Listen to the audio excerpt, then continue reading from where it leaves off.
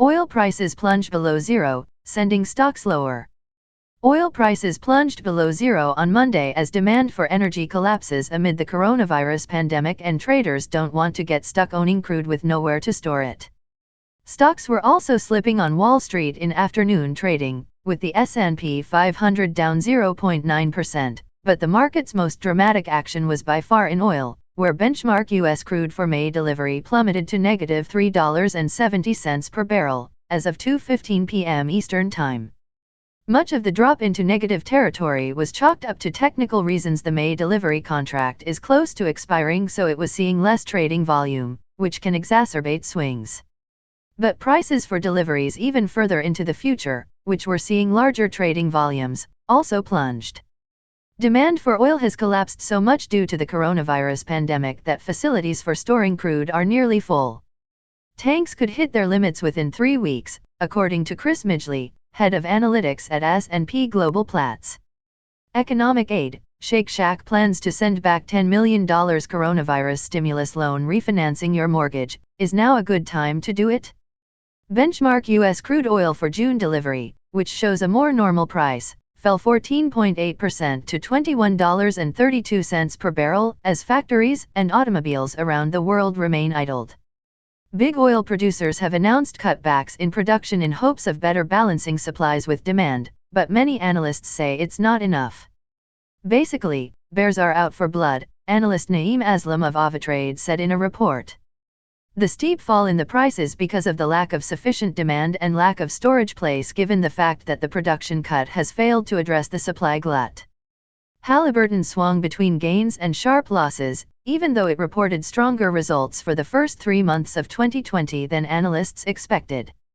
The oilfield engineering company said that the pandemic has created so much turmoil in the industry that it cannot reasonably estimate how long the hit will last.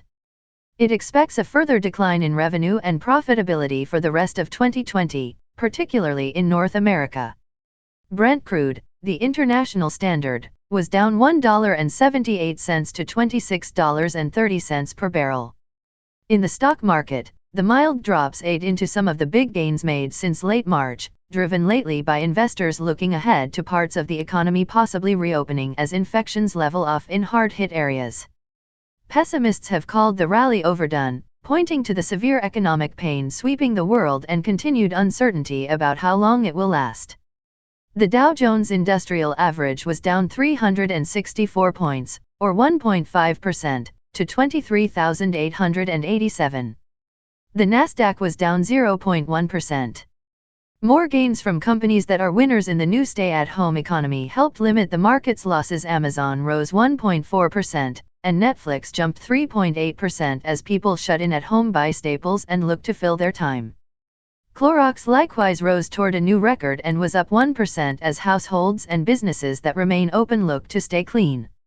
In Tokyo, the Nikkei 225 fell 1.1% after Japan reported that its exports fell nearly 12% in March from a year earlier as the pandemic hammered demand in its 2 biggest markets, the US and China.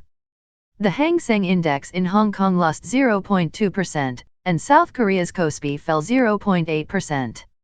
European markets were modestly higher. The German DAX was up 0.5%, the French CAC 40 was up 0.7%, and the FTSE 100 in London gained 0.7%. In a sign of continued caution in the market, Treasury yields remained extremely low.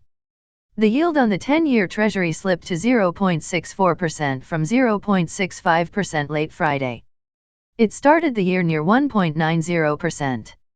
Bond yields drop when their prices rise, and investors tend to buy treasuries when they're worried about the economy.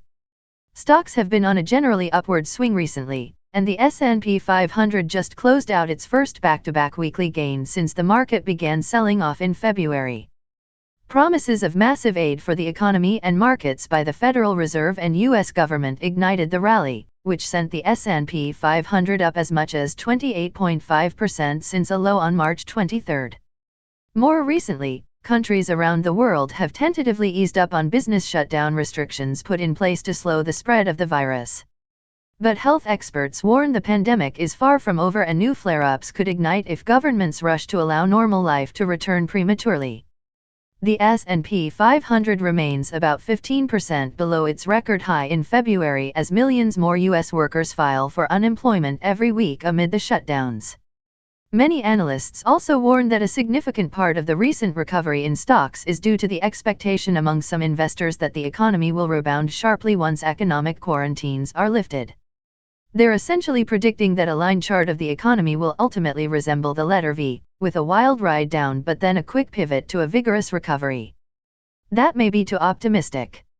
We caution that a U-shaped recovery is also quite likely, where the economy bottoms out and stays at that low level for a while before recovering, strategists at Barclays warned in a recent report. Without strong testing programs for COVID-19, businesses likely won't feel comfortable bringing back their full workforces for a while. With risk assets now overbought, the chance for a correction has increased. Thanks all for your watching. Hope you like our contents and don't forget subscribe and share with your friends. And keeping in touch with us for all new and hot news.